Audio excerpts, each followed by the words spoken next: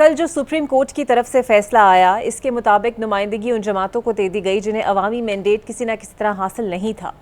آپ کے خیال میں یہ جو 2 تہائی اکثریت عدلیہ کے ان فیصلوں سے ملی ہے اس پہ جمہوریت اور اسپیسیفکلی معاشی طور پر پاکستان پر کیا اثر پڑ سکتا ہے؟ دیکھیے، اب یہ کہنا کہ پاکستان میں جمہوریت ہے، یہ تو ذرا سا جمہوریت کے لفظ کے ساتھ زیادتی ہوگی. اور اب تو خود وزراء بھی کہہ چکے ہیں کہ یہ پاکستان اب جمہوریت نہیں ہے، کوئی ہائیبرڈ نظام ہے. تو ہائیبرڈ کے اندر کچھ بھی کر سکتے ہیں آپ. جو سپریم کورٹ نے آج جو فیصلہ دیا اور آج سے کچھ چند ماہ پہلے جو فیصلہ دیا وہ یکسر مختلف ہیں. اب ان میں سے کچھ ججز تو وہی بیٹھے ہیں جو پہلے تھے، کچھ ججز مختلف ہیں. اب جو ایک پاکستانی عام شہری کی طریقے سے میں بات کر رہا ہوں کہ مجھے تو نہیں پتا کہ اب میں کس بات کو مانوں، کیا وہ سپریم کورٹ ٹھیک تھی یا یہ سپریم کورٹ ٹھیک تھا، کیا وہ آئینی قانونی اور انصاف کے اس پہ فیصلہ تھا یا یہ ہے. تو ہماری سپریم کورٹ کی ایک بڑی ایک مسلسل تاریخ ہے. جسٹس منیر صاحب کے جو زمانے میں فیڈرل کورٹ نے فیصلہ دیا تھا مولوی تمیز الدین خان کیس میں، اس وقت بھی وہ طاقت کے ساتھ کھڑے رہے، انصاف کے ساتھ نہیں کھڑے رہے. انوار الحق صاحب جب جسٹس تھے، انہوں نے بھٹو صاحب کو پھانسی لگائی، پھانسی کا فیصلہ دیا، اس وقت بھی وہ طاقت کے ساتھ کھڑے رہے، جسٹس کے ساتھ نہیں کھڑے رہے. 4 مرتبہ 90 کی دہائی میں حکومتیں برطرف ہوئیں، جج صاحبان ہمیشہ طاقت کے ساتھ کھڑے رہے. جسٹس ثاقب نثار جو تھے، انہوں نے مسلم لیگ کے خلاف کیا کیا فیصلے کیے، میاں نواز شریف کو اقامے پہ نکال دیا، وہ اس کورٹ میں طاقت کے ساتھ کھڑے رہے. پھر اس کے بعد قاضی فائد عیسیٰ پھر طاقت کے ساتھ کھڑے رہے. تو اس طرف بھی ناانصافیاں ہوئی ہیں، اس طرف بھی ناانصافیاں ہوئی ہیں. لیکن ظاہر ہے کہ پچھلی ناانصافی کا سدباب اس وقت ناانصافی کرنا تو نہیں ہے. یہ قوم کا اور یہ کھلواڑ ہو رہا ہے. میں آپ کو سچ بتاؤں کہ یہ ایک ڈس فنکشنل کنٹری کی علامتیں ہیں کہ نہ قانون صحیح چلتا ہے، نہ ہمارا سیاست صحیح چلتی ہے، ہمارا تو مذہب بھی صحیح اب نہیں چلتا. یہ مولوی صاحبان کے ہاتھ میں.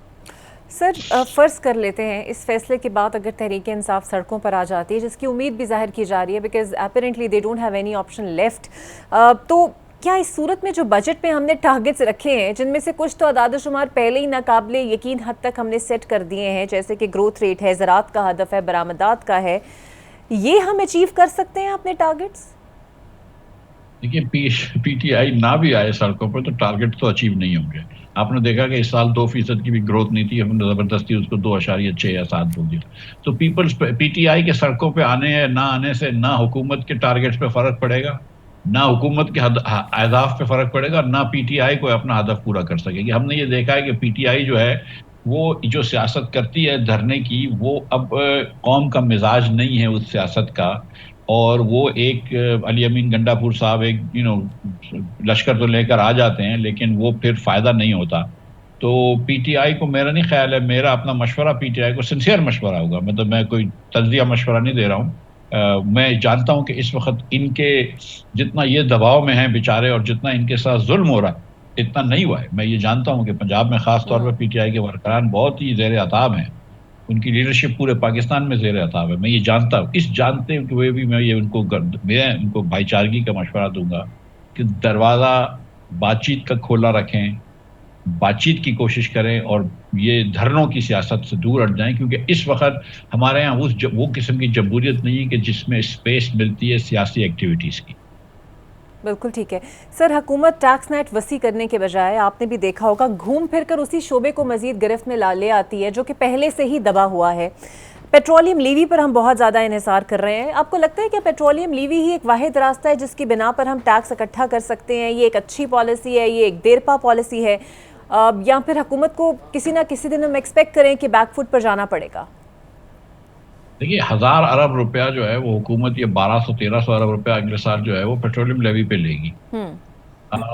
600 ارب روپیہ اس سال لیا ہے، 620 میں 700-750 ارب روپیہ اگلے سال لیں گے تنخواہ دار طبقے سے. میرا سوال یہ ہے کہ ایک آدمی جو کہ موٹر سائیکل صرف اون کرتا ہے 60-70 ہزار روپے کی، اس سے آپ روز کا 36 روپے 35 روپے روز کا 120 روپیہ آپ پیٹرولیم لیوی کی صورت میں لے رہے ہیں جب وہ 1 لیٹر پیٹرول لیتا ہے.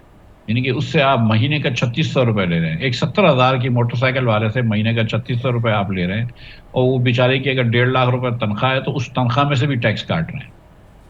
تو اس سے آپ ٹیکس لینے میں آپ کو کوئی شرم نہیں آتی ہے، کوئی رکاوٹ نہیں ہے، کوئی دقت نہیں ہے. لیکن 1 کروڑوں کی دکان والے سے آپ جو ہے وہ 3,000 روپے مہینے کا ٹیکس نہیں لے سکتے. وہ جو آپ نے ٹیکس کا ہدف رکھا تھا تاجر اسکیم پہ، اس پہ آپ نے 53 ارب روپے کا ہدف رکھ کر 40 لاکھ روپے بھی جمع نہیں کرے، اور آپ نرخدار طبقے پہ ٹیکس لیتے ہیں، تو اس پہ آپ کو کوئی دقت نہیں ہے.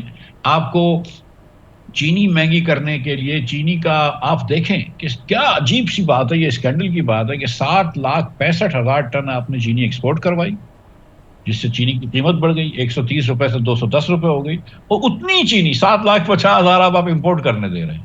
تو اگر ایکسپورٹ نہیں کرتے تو چینی آج 130 روپے کی ہوتی. لیکن چینی کی قیمت کیوں بڑھائی ہے؟ چینی کی قیمت اس لیے بڑھائی ہے کہ چینی کے مل مالکان آپ جانتی ہیں کون ہیں. تو یہ حکومت جو ہے وہ نہ پیٹرولیم لیوی ہوئی یا درخواردار طبقے پہ ٹیکس ہوا یا کوئی اور ٹیکس ہوا، ان کو کوئی فرق نہیں پڑتا، کیونکہ یہ عوام کے ووٹ سے نہیں آئے. دیکھیے نا آپ کیا کیا ہے ہمارے کسان بھائیوں کے ساتھ، انہوں نے گندم کے کسانوں کو مار ڈالا ہے، کیونکہ اگین ان کو فرق نہیں پڑتا ہے.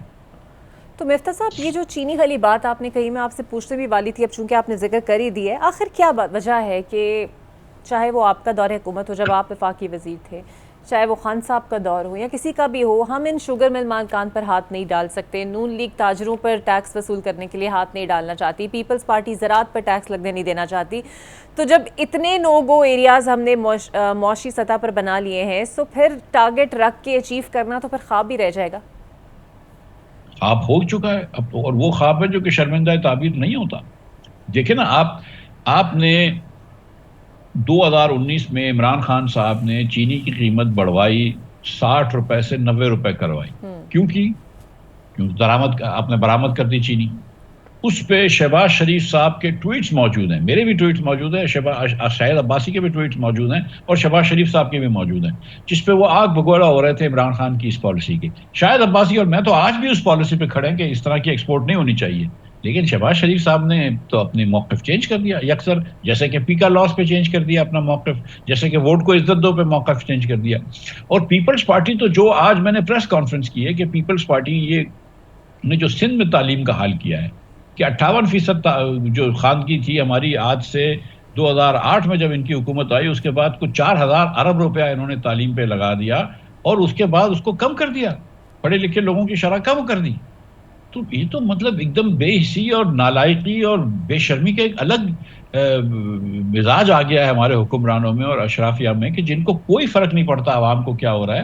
اور عوام کو ان کو دیکھیں، ایونچولی میں آپ کو بتاؤں کہ جب چاہے وزیر اعظم ہوں یا وزیر اعلیٰ ہوں یا صدر مملکت ہوں، آپ عوام کی نوکری کر رہے ہیں، اور یہ 17 سال سے اگر کوئی لوگ پرفارم نہیں کر سکیں تو 18ویں سال پرفارم نہیں کریں گے. عوام کو ان کو فی الفور نوکری سے نکال دینا چاہیے. سر، کسی کا مینڈیٹ ہم کسی کی جھولی میں جب ڈال دیتے ہیں، سو آپ خود وزیر خزانہ رہے ہیں، آپ کو لگتا ہے کوئی سرمایہ کار اس طرح کے سیٹ اپ میں جہاں پر عدلیہ پر یقین نہ رہے اپنا سرمایہ لگا سکتا ہے، یا پھر ڈولتی ہوئی گورننس کے اوپر اپنا سرمایہ لگا سکتا ہے؟ میری بہن، یہ کسی کا مینڈیٹ کسی کی جھولی میں یہ پہلی مرتبہ نہیں ہوا ہے. کبھی کبھی ہمارے کچھ پی ٹی آئی کے دوستوں کو یہ لگتا ہے کہ 2024 میں پہلا الیکشن چوری ہوا ہے.